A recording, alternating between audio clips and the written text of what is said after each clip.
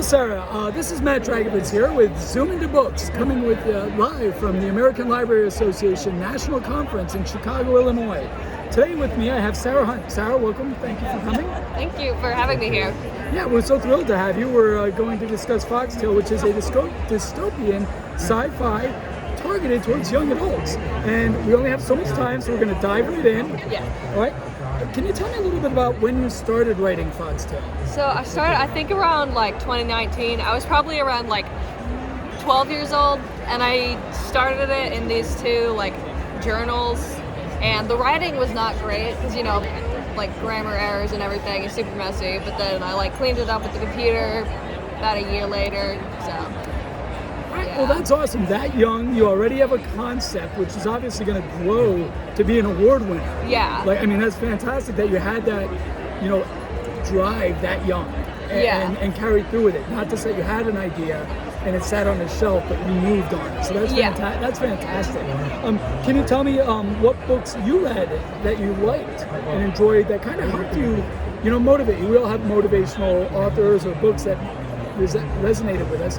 What resonated with you as you were developing? Honestly, so like at the time, I didn't read a whole lot. Like I'm pretty sure there were probably a few books that I was like really attached to, like Warrior Cats. All right. You know, because that's like really popular within like my like age bracket at the time. And Sure. I read a lot of those books, and it's very like the visual like aesthetics and stuff. I think some of that language kind of carried over into Foxtale, but it's also like I don't know. I feel like some of that writing definitely is kind of prevalent in Foxtale. Well, hey, I mean, you want to. That's the highest honor for another writer is to have somebody want to emulate them. Same thing with any creative field, right? It's a form of flattery. So that's fantastic. As you were writing it and as you continue to write, what inspires you? What motivates you to really tell these great tales?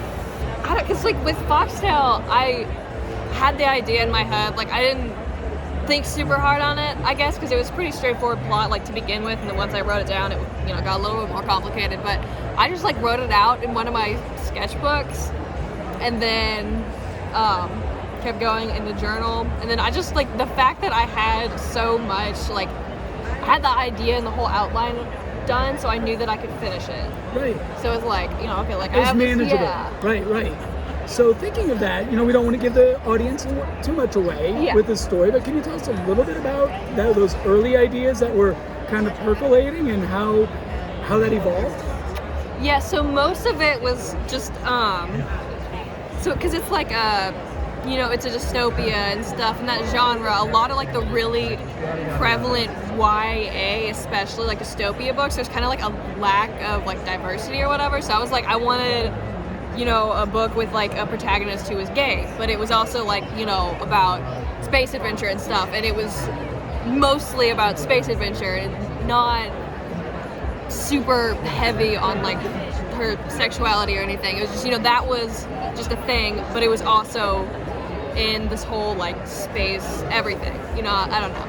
Well, yeah, so it's like a byline, it's not the headline, right? Yeah. There's a story, and this just happens to be a detail of one of their characters. Yeah, but it's not like the whole plot of the story, which is what I feel like a lot of, especially just like the YA novels, like a lot of just like the really prevalent ones, maybe. I can't think of any off the top of my head. Right, and we wouldn't want to bash anybody, but we totally get what you mean. Like some people, it's like, well, I'm just gonna.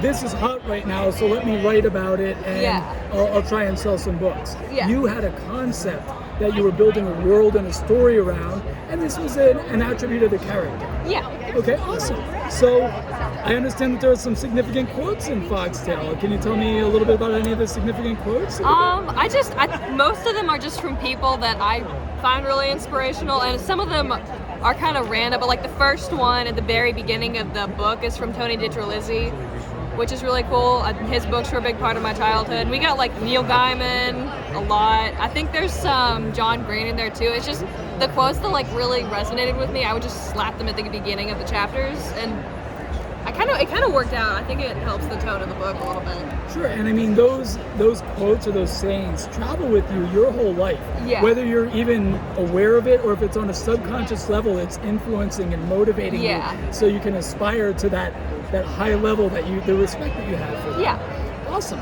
So wanted to talk a little bit about some of the characters in the book. I understand maybe some of them are based on real people you know. Is that true? Yeah, so like basically the protagonist, like Tabitha, she's kind of like a self-insert. And then I'm pretty sure a couple of the names somewhere in the book, I kind of slapped my like names of like my friends in there. And then the like sidekick or whatever, the dog, is like modeled off of my dog. She's much better behaved than my dog. And then it's kind of interesting, one of the kind of side characters, Lewis, like their kind of like physical appearance, just like it was inspired by kind of like an indie artist called Claude. And I'm not sure if that's still the name that they're going by, like on Spotify or whatever, but it's just the person that I was listening to at the time, and I thought that they would fit really well. And I think that's really one of the joys of writing. You know, you're obviously going to take from your own life experiences and try to infuse that into a story. But when you have fun characters or personalities or little quirks that people have, and you get to translate that into a character, and then your friends and family get to guess, like, wait, are they talking about me? Or you know? Yeah, because a lot of like some of the really amazing books that I've read that are really about like the raw like human experience and just being around other like real people. Like I'll get to the end of the book and I'll be reading like, you know, dedications and all that stuff, and I'll be like, yeah, like I, you know, sat at like a coffee shop or something every day in the middle of a bustling city and I studied these people. So this is like, I took real people and took these traits from them. So I just think that's a really important thing, yeah. So obviously Indie Book Award winner, congratulations. So we know a little bit about Foxtale now. Is there anything else you want to tell us about Foxtale, or anything you want to tell us about what might be coming down the pipeline next? I think I'm probably gonna branch off into like cosmic horror and stuff. So that's kind of a detour from like the YA stuff, but yeah, I'm gonna keep submitting to like indie contests and stuff hopefully in the future. And I think that's the fun about developing an active book or the next book. As we talked about, you know, you pull quotes, you pull people you know.